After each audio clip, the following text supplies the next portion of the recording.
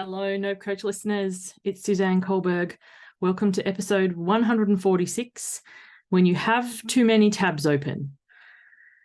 So surely I'm not the only one who open a new tab,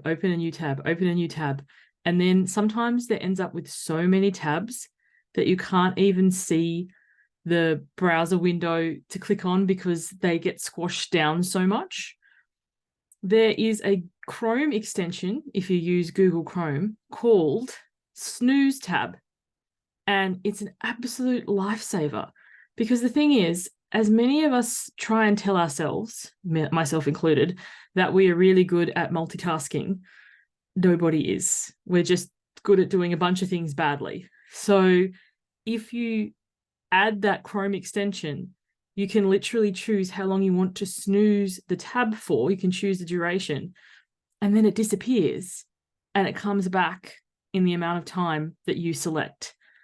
It's just an absolute fabulous feature. So I wanted to share that. And then beyond the computer, how often do we as individuals have too many tabs open in our mind? So even sitting down to record this today, I'm thinking about, school holiday starts tomorrow. I'm going to pick the kids up. We're going to the dentist.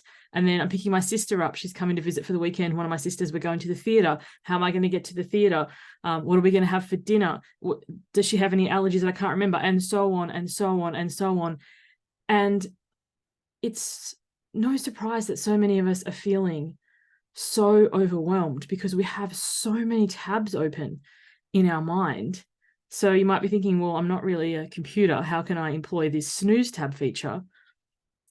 It's just noticing, first of all, noticing when your mind is spinning out, and then just asking yourself, like the simple snooze tab option is this an hour problem?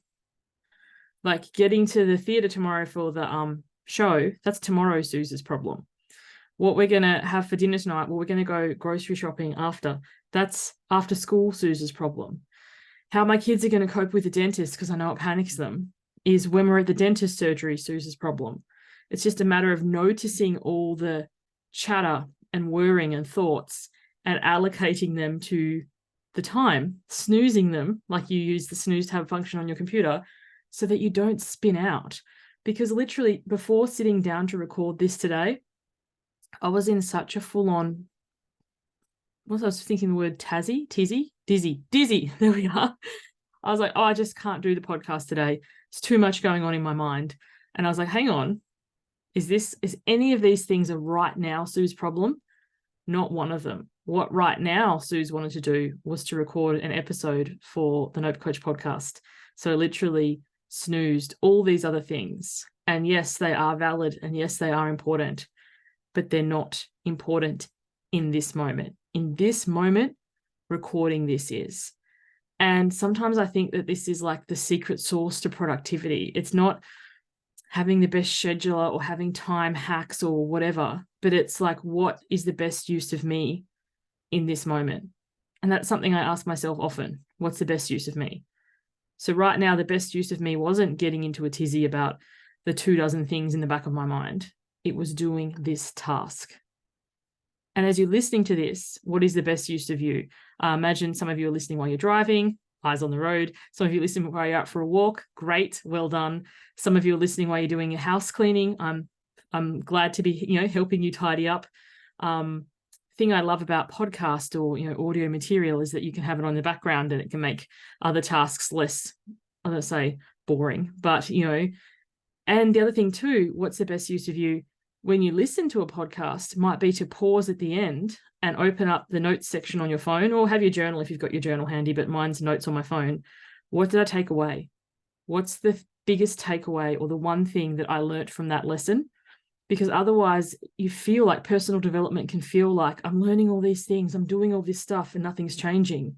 And it's like, no, you're consuming all this stuff, but nothing's changing because you're not changing. So my invitation for you, for every podcast you listen to, every personal development workshop you go to, every book that you read, pause at the end, write down your one takeaway, like how you're going to implement that, and then watch how from that your life changes because you change. We can control how much we consume. We can't control how much we digest. And often we overconsume information in the same way many of us used to overconsume food or TV shows. And changing the over-consuming, like what you're consuming on, doesn't change the underlying behavior of, too much. So, your one thing from this episode could be, I'm going to add Snooze Tab to my Chrome extension, or I'm going to notice when my mind starts spinning out and I get in a tizzy, what's the best use of me in this moment? Thank you so much for tuning in. The other thing I was going to say, I have a celebration. I buried the lead.